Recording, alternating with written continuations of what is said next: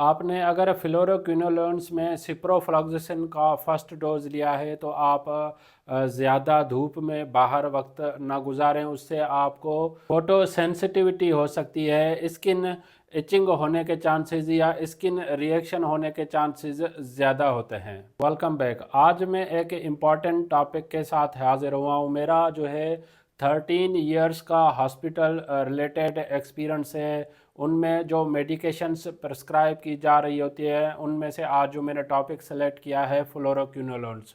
Fluoroquinolones में आज हम देखेंगे कि कौन सी एंटीबायोटिक्स होती हैं जो किस डिजीज़ में प्रिस्क्राइब की जाती हैं। आज हम उनको कैटेगराइज करके डिटेल से डिस्कस करेंगे। अगर आपने अभी तक मेरे चैनल को सब्सक्राइब नहीं किया है तो मेरे चैनल को सब्सक्राइब कर लें, लाइक करें और कमेंट करें ताकि मुझे सपोर्ट हो सके। तो आए शुरुआत करते हैं। फ्लोरोक्विनोलोन्स जो एंटीबायोटिक का ग्रुप है वो एज ए बैक्टीरियल इन्फेक्शन में इस्तेमाल होता है। फ्लोरोक्विनोलोन्स में जो commonly antibiotic according to classification जो प्रैक्टिस क्लिनिकल के तौर पे इस्तेमाल होती हैं उनमें जो है पहले नंबर पे है सिप्रोफ्लॉक्सासिन। सिप्रोफ्लॉक्सासिन फ्लोरोक्विनोलोन्स में सेकंड जनरेशन में आती है। उसकी जो स्ट्रेंथ अवेलेबल होती है वो 400 मिलीग्राम, 200 मिलीग्राम इंजेक्शन्स फार्मूलेशन और टैबलेट में, और 500 मिलीग्राम जो है वो टैबलेट फार्मूलेशंस में अवेलेबल होती हैं। जबकि सिप्रोफ्लॉक्सासिन जो है वो यूरिनरी ट्रैक्ट इन्फेक्शन, अगर पेशाब में जलन होती है उसके लिए प्रिस्क्राइब की जाती है, या किडनी डिजीज़ हो जाती है तो उसमें भी जो है सिप्रोफ्लॉक्सासिन मोस्टली डॉक्टर प्रिस्क्राइब कर रहे होते हैं। या जो है गैस्ट्रिक से रिलेटेड कुछ डिजीज़ हो जाती हैं, जैसे डायरिया हो जाती है, तो डायरिया में भी जो है डॉक्टर जो है वो सिप्रोफ्लॉक्सासिन प्रिस्क्राइब कर रहे होते हैं। सेकंड नंबर पे जो कॉमनली फ्लोरोक्विनोलोन्स में एंटीबायोटिक जो प्रिस्क्राइब की जाती है वो है लीवोफ्लॉक्सासिन। लीवोफ्लॉक्सासिन जो है वो थर्ड जनरेशन जो है फ्लोरोक्विनोलोन्स में आती है। उसमें जो है 250 मिलीग्राम, 500 मिलीग्राम, 750 मिलीग्राम या 1 ग्राम की जो है स्ट्रेंथ से टैबलेट फार्मूलेशंस में और जो है इंजेक्टेबल फार्मूलेशंस में मेडिसिन कॉमनली प्रिस्क्राइब की जाती है। उसमें जो है रेस्पिरेटरी इन्फेक्शंस हो जाता है, या नमूनिया हो जाता है, या ब्रोंकाइटिस हो जाता है, जैसे टॉन्सिलाइटिस हो जाते हैं, या कुछ टिश्यू इन्फेक्शन से रिलेटेड कुछ डिजीज़ होती हैं, उनमें जो है लीवोफ्लॉक्सासिन मोस्टली डॉक्टर एडवाइस करते हैं। तीसरे नंबर पे जो फ्लोरोक्विनोलोन्स में कॉमनली जो मेडिकेशन प्रिस्क्राइब की जाती है उसमें जो है मोक्सीफ्लॉक्सासिन। मोक्सीफ्लॉक्सासिन जो है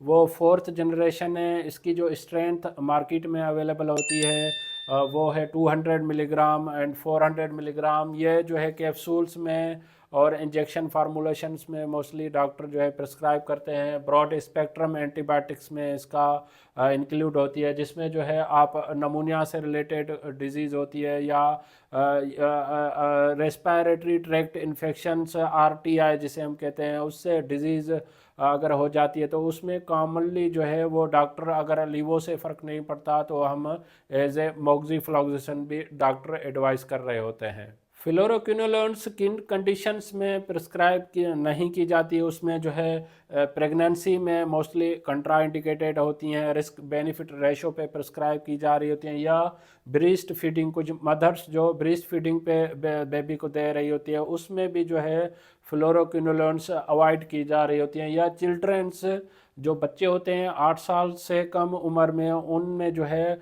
ओनली लीवोफ्लॉक्सासिन जो है आप उसमें डॉक्टर जो है मोस्टली प्रिस्क्राइब नहीं की जाती। और उसके बाद जो है कुछ डेयरी प्रोडक्ट्स होती हैं उनके साथ इस मेडिकेशन का इस्तेमाल नहीं होता, वो चिलेटिंग फार्मूलेशंस कर लेते हैं, उनके साथ ड्रग इंट्रैक्शंस होता है जिसका उनका जो है, अगर डेयरी प्रोडक्ट्स दूध या दही या चाय वगैरह के साथ अगर हम ये मेडिसिन लेंगे तो ये अपना इफ़ेक्ट जो है वो खो देती है। साइड इफ़ेक्ट्स में जो है फोटो सेंसिटिविटी, मतलब आपने अगर फर्स्ट टाइम डोज लिया है तो आप ज़्यादा धूप में बाहर ना निकलें, आपको स्किन इरिटेशन हो सकती है, या जो है इसका जो दूसरे साइड इफ़ेक्ट्स में जो होता है नर्व से रिलेटेड कुछ माइनर साइड इफ़ेक्ट्स होते हैं, लेकिन ये हर पेशेंट को डायग्नोस या हर पेशेंट को जो है ये साइड इफ़ेक्ट्स रिपोर्ट नहीं होते।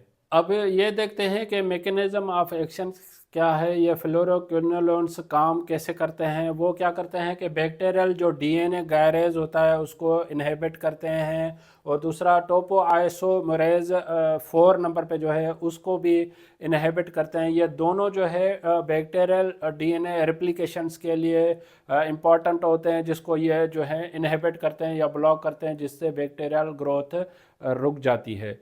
इस टॉपिक से रिलेटेड अगर आपको कोई भी क्वेश्चन है तो आप मुझे कमेंट कर सकते हैं, मैं आपके कमेंट का जवाब दूंगा। अगर आपको मेरी वीडियो पसंद आई है तो आप इसको लाइक करें, सब्सक्राइब करें, दूसरों तक ज़रूर शेयर करें ताकि ये अवेयरनेस सब तक पहुंच सके।